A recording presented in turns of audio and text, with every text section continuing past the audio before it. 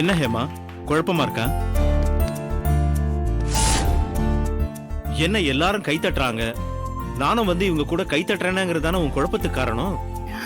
ஆமா சார், திடீர்னு என்ன நிக்க வச்சு எல்லாரும் கை தட்ட ஆரம்பிச்ச உடனே எனக்கு ஒண்ணுமே புரியல. உனக்கு புரியாது ஹேமா, ஏன்னா எல்லாரையும் கைத்தட்ட சொன்னதே நான் தான். இந்த கைத்தட்டலும் பாராட்டும் எதுக்குன்னு நம்ம ஸ்டாஃப்ஸ்க்கு கூட தெரியாது. இப்பதான் சொல்ல போறேன். டியர் ஸ்டாஃப்ஸ், இன்னைக்கு நம்ம கம்பெனிக்கு ஆர்ஜே எக்ஸ்போர்ட்ஸ்ல இருந்து ஒரு பெரிய ஆர்டர் வந்திருக்கு. Congratulation sir. நோ நோ, இந்த கங்க்ராச்சுலேஷன்ஸ் கூறியவங்க மிஸ்ஸஸ் ஹேமா.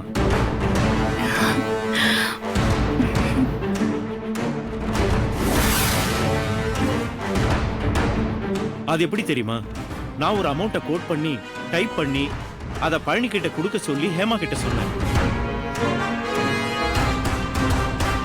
ஒவ்வொரு தடவையும் அந்த ஆர்ஜே எக்ஸ்போர்ட்ஸ் கம்பெனி ஆர்டர் நம்ம கோட் பண்றதை விட ₹1 கம்மியா ஆப்போசிட் கம்பெனிக்கு போய்கிட்டு இருந்தது. ஒவ்வொரு தடவையும் இப்படி மிஸ் ஆகுற, அது எப்படின்னு புரியாம குழம்பிக்கிட்டு இருந்தேன். ஆனா இந்த தடவை அந்த ஆர்டர் சக்சஸ்ஃபுல்லா நம்ம கம்பெனிக்கு வந்ததுக்கு காரணம் ஹேமாவோட புத்திசாலித்தனம்.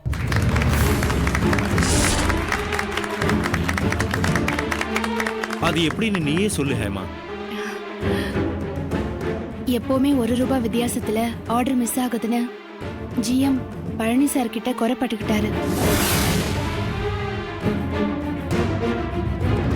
அதனால கொஞ்சம் அதிக பிரசங்கித்தனமா நான் ஒரு யோசனை பண்ணேன். நம்ம ஜிஎம் சார் கோட் பண்ண அமௌண்ட்டை விட ₹10,000 கம்மியா கோட் பண்ணி கொட்டேஷன் ரெடி பண்ணி பழனி சார் கிட்ட கொடுத்தேன். அது அவர் அப்படியே கம்பெனிக்கு அனுப்பிட்டாரு. அதனாலதான் இந்த ஆர்டர் நம்ம கம்பெனிக்கு கிடைச்சிருக்கு. பழனி, என்னாச்சு பழனி? கம்மியா, நீ தான் முதல்ல ஹேமாவை கங்க்ராச்சுலேட் பண்ணணும்.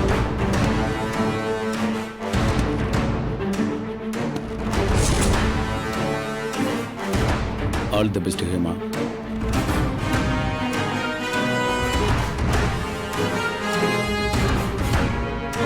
நன்றி.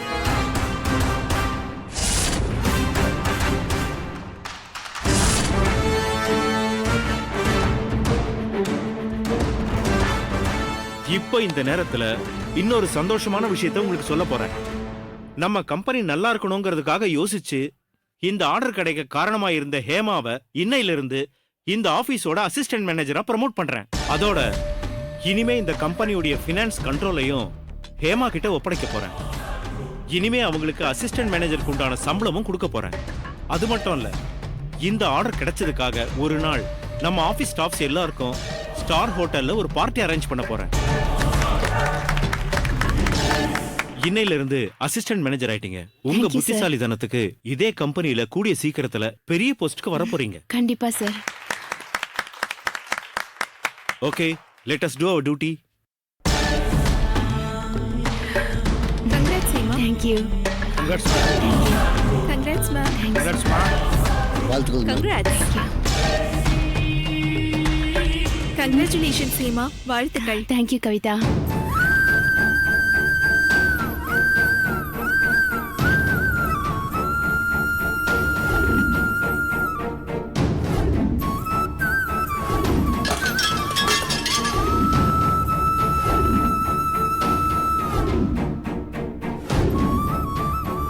என்ன ஹேமா, சந்தோஷப்பட வேண்டிய நேரத்துல பெருமூச்சு விடுறீங்க? இது வேற கவிதா, ஃபேமிலி ப்ராப்ளம். நீங்க போய் வேலையை பாருங்க. சரி.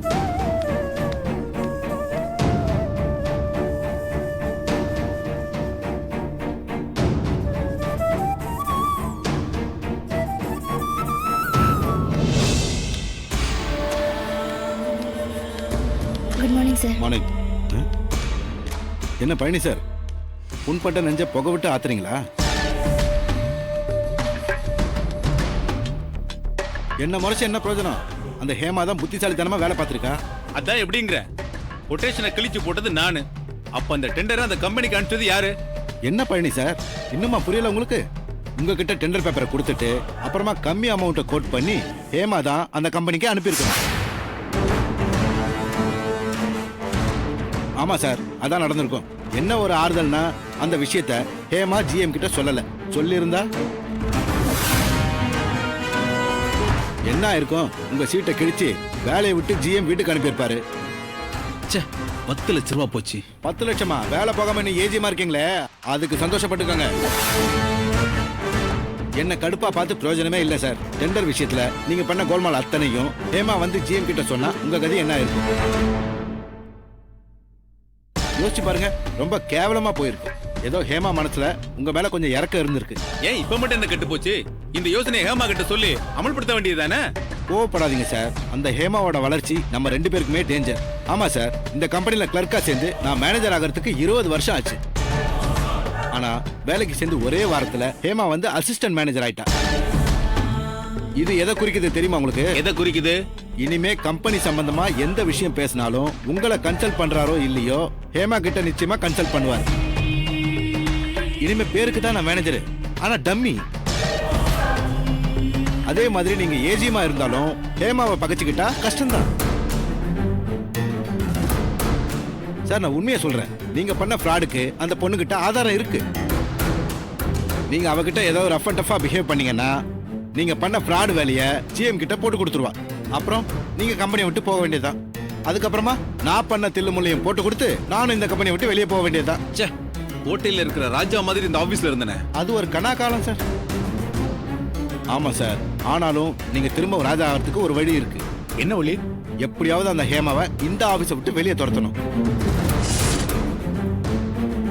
இல்லனா நான் சொன்ன மாதிரி நம்ம 2 பேரும் தெருவுக்கு தான் வரணும் சார். இந்த ஆபீஸை விட்டு ஹேமாவை எப்படி துரத்தலாம்னு யோசிங்க சார்.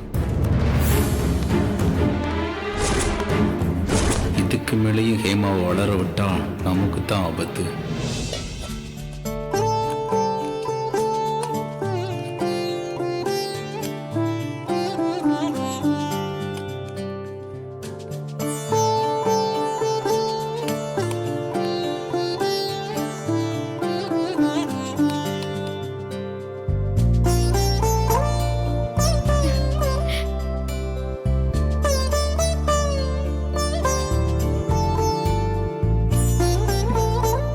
இந்த புடவை ஓகேவா நிலா? பரவாயில்லையே. நான் சொன்ன மாதிரி ட்ரெஸ் பண்ணிட்டு வந்திருக்கீங்க. அப்போ உங்களை பார்த்தா அப்படியே சொக்கி போயிடுவாரு.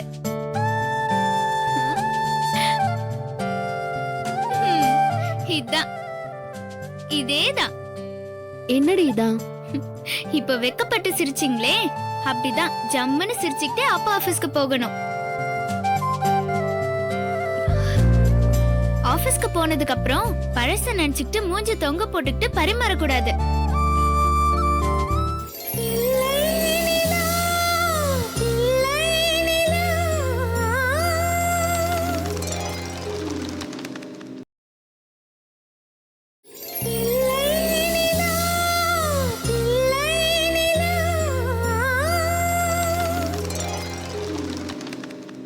ஆபீஸ்க்கு போனதுக்கு அப்புறம் பழச நினைச்சுக்கிட்டு மூஞ்சி தொங்க போட்டுக்கிட்டு பரிமாறக்கூடாது. இப்போ இருந்து நீங்க ஒரு புது மனுஷிய அவதாரம் எடுத்துக்கணும். என்ன?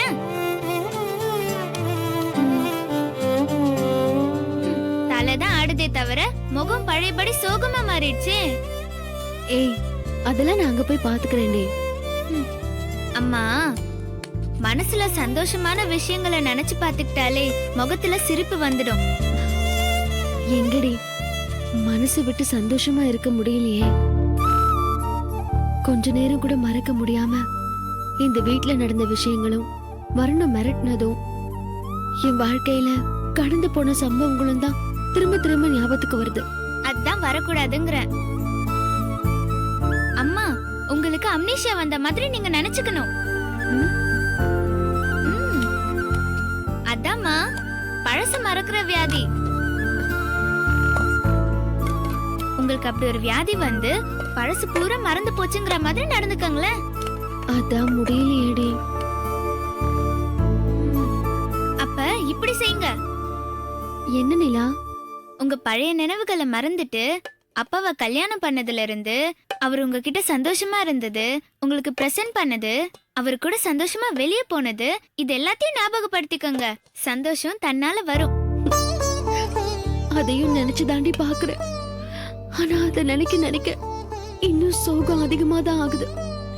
என்னம்மா சொல்றீங்க? ஆமா நிலா, இப்படி நம்மள சந்தோஷமா வச்சிட்டு இருக்கிற மனுஷனுக்கு நான் துரோகம் பண்ணிட்டேனேங்கிற நினைப்பு வந்துருது.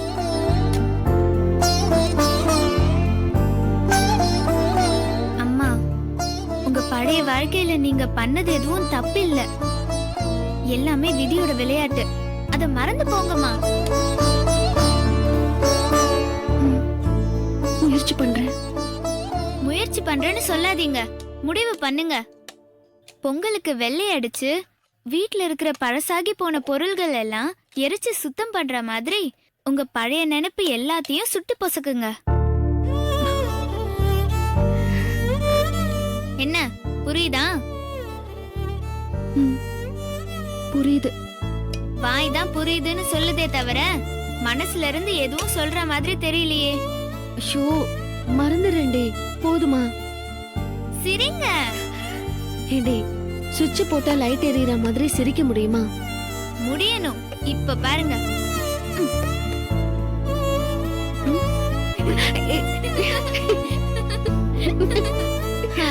இதே சந்தோஷமான மூட்ல போய் அப்பாவை சந்தோஷமா பாத்துட்டு வாங்க. ஏய், நீயும் வாடி. வேண்டாமா, நான் வந்தா நீங்களும் அப்பாவும் பேசுறதுக்கு இடைஞ்சலா இருக்கும். நீங்க மட்டும் தனியா போயிட்டு வாங்க. Best of luck.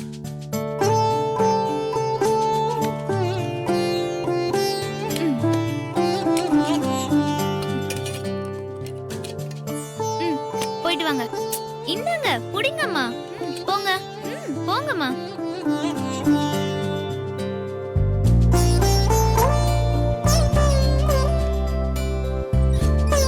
பார்த்து போயிட்டு வாங்க.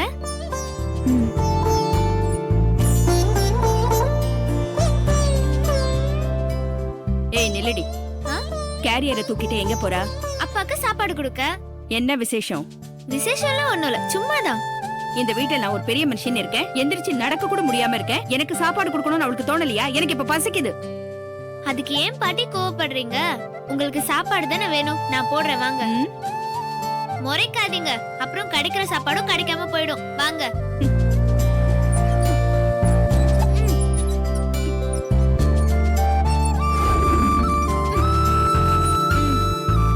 ஒரு நிமிஷம் இருங்க.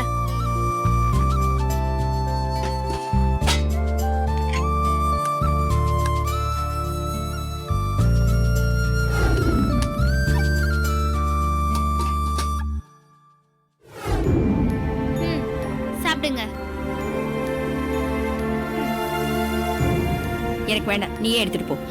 பாட்டி, நீங்க தானே பசிக்குதுன்னு சொன்னீங்க, சாப்பிடுங்க. வேண்டாண்டி, நீ ஒரு டைப்பான ஆளு.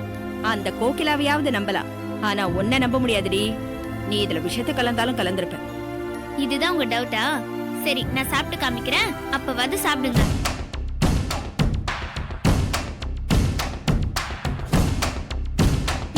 போதுமா? சாப்பிடுங்க.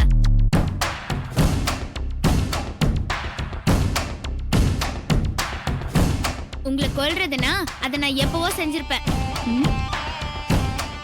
அதெல்லாம் உங்களை மாதிரி வில்லிங்க பண்ற வேலை. இந்த மாதிரி கிரிமினல் வேலைங்கெல்லாம் எனக்கும் கோகிலாமாவுக்கும் சுட்டு போட்டாலும் வராது. சாப்பிடுங்க, இல்லன்னா நாய்க்கு போட்டுருவேன். அப்புறம் அம்மா வந்து சமைச்சாதான் சாப்பிட முடியும். சாப்பிடுங்க. இருங்க, சாப்பிட கூடாது. அம்மாவையும் அப்பாவையும் ஏன் கொலை பண்ண ட்ரை பண்றீங்க? கைய விடுடி. முடியாது. நீங்க காரணம் சொன்னாதான் நான் சாப்பிட விடுவேன். ஐயோ, பசியில உயிர் போகுதுடி. முதல்ல விடு, அப்புறம் சொல்றேன். முதல்ல சொல்லுங்க, அப்புறமா சாப்பிடலாம். சொல்லுங்க. விடுடி. அத உன்கிட்ட சொல்ல வேண்டிய அவசியம் எனக்கு இல்ல. பட்னி கடந்தாலும் கடப்பேனே தவிர உன்கிட்ட சொல்ல மாட்டேன். இந்தா புடி.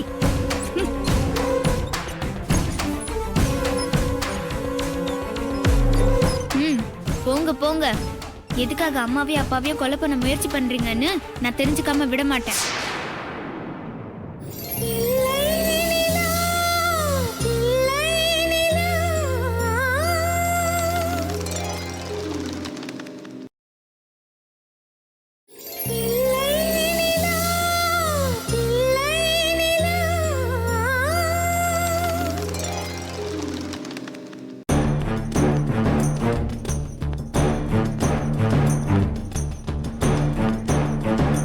ஆமா, வந்துட்டு போனது யாரு?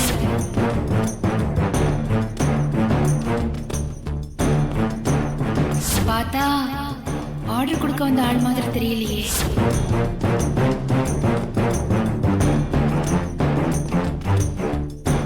வெளியில நீங்க 2 பேரும் பேசினதை பார்த்தேன். அவர் ஏதோ உங்களை மிரட்டின மாதிரி தெரிஞ்சுதே.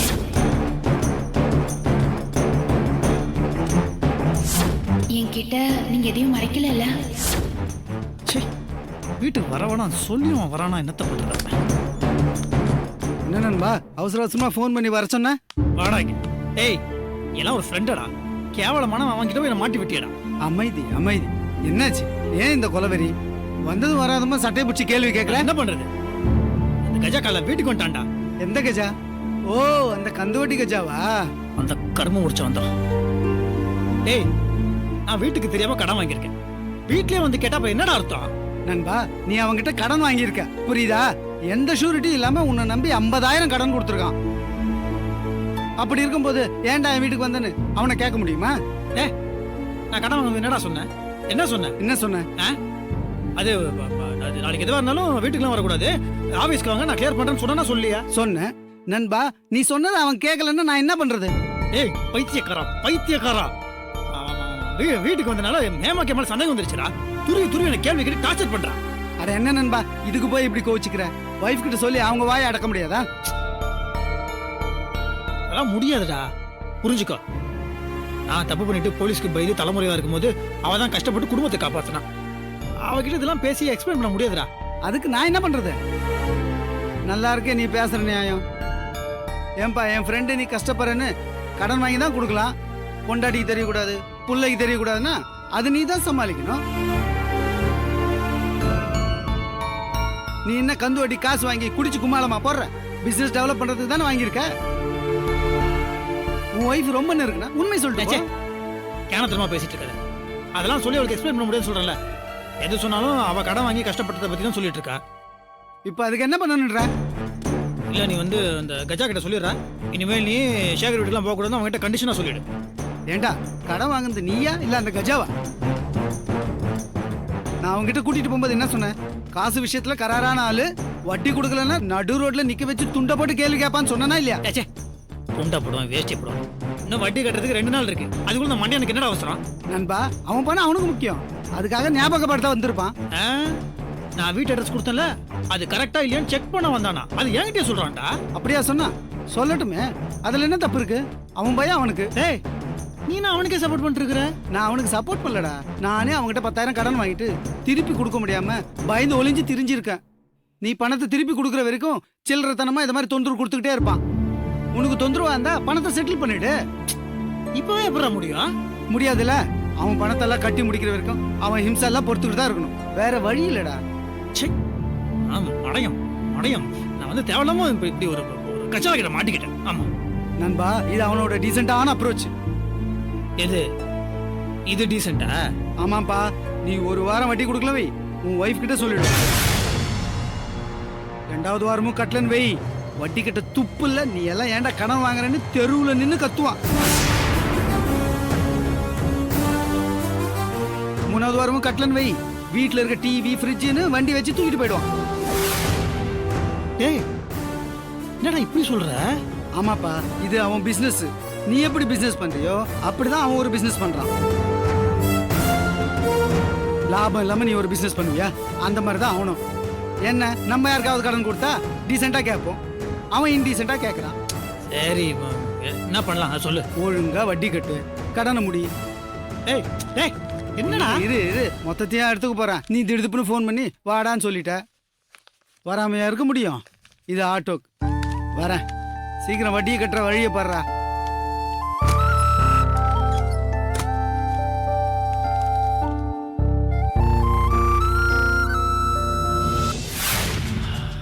உங்க ப்ரொபோசல் ரொம்ப நல்லா இருக்கு.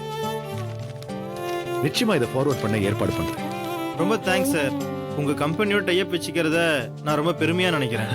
It's okay. அப்புறம் என்ன சார், 15 நாளா டெல்லியிலேயே ஸ்டே பண்ணிட்டீங்க? ஆமா, அப்படி பண்ணதுனால தானே நீங்க என்ன தேடி வந்திருக்கீங்க. வணக்கம் மேடம். வணக்கம் மேனேஜர் சார், எப்படி இருக்கீங்க? ரொம்ப நல்லா இருக்கேன் மேடம். என்ன அதிசயமா நீங்களே லஞ்ச் எடுத்துட்டு வந்திருக்கீங்க? அவர் மதியம் வீட்டுக்கு வர மாட்டேன், வேலை இருக்குன்னாரு. அதான். சரி வாங்க மேடம். ம். போய் சார பாருங்க. ஐயோ வேண்டாம், அவர் முக்கியமான வேலையா இருக்காரு, டிஸ்டர்ப் பண்ண வேண்டாம். சரி மேடம், வாங்க உட்காருங்க.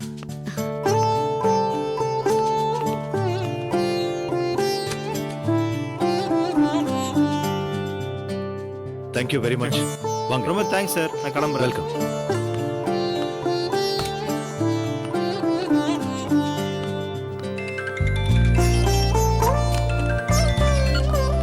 ஹலோ, வணக்கம் தம்பி, நான் மீனாட்சி பேசுறேன். சொல்லுங்கம்மா. நீங்க எப்படி இருக்கீங்க? சாரதா எப்படி இருக்கா? ஹரி எப்படி இருக்கா? சாரதாவா?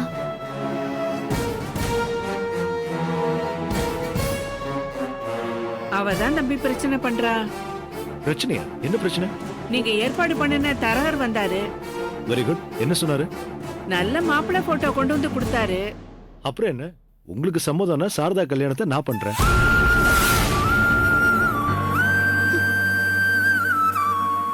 எனக்கு சாரதாவோட சம்மதம் தான் முக்கியம்.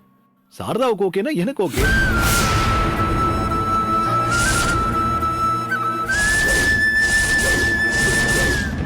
அதுலதான் தம்பி பிரச்சனை. என்ன? அவ கல்யாணம் பண்ணிக்க மாட்டேங்கிறா. ஏம்மா? உங்களுக்கு வீணா சிரமம் கொடுக்க வேணாம்னு சொல்றா தம்பி. இந்த கல்யாணம் நடந்தே ஆகணும். டெல்லியில இருந்தப்பவே இந்த கல்யாணம் நடக்கணும்னு நான் முடிவு பண்ணிட்டேன்.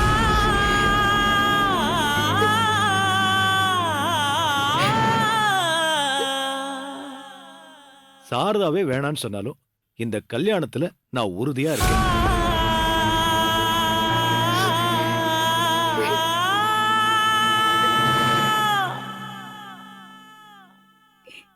நீங்க உறுதியா இருக்கீங்க தம்பி. ஆனா அவ ஏற்கனவே நமக்காக அவர் நிறைய செலவு பண்ணிட்டாரு.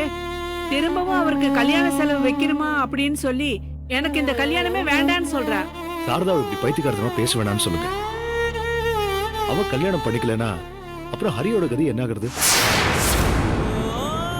நானும் அதைத்தான் தம்பி சொல்றேன். என்ன பத்தியோ ஹரிய பத்தியோ நீ ஒண்ணும் கவலைப்படாத, எங்க வழிய நாங்க பாத்துக்கிறோம்னு சொல்றேன். ஆனா அவ கேட்க மாட்டேங்கிறாளே. நீங்க அமைதியா இருங்க. சாரதா கிட்ட எப்படி பேசி இந்த கல்யாணத்துக்கு சம்மதம் வாங்கணும்னு எனக்கு நல்லா தெரியும்.